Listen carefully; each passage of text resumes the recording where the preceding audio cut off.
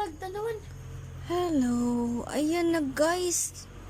Ngayon lang ako nakakita ng manok na maraming anak ko. Minsan namamatay sila pero ayan, laki-laki na nila guys.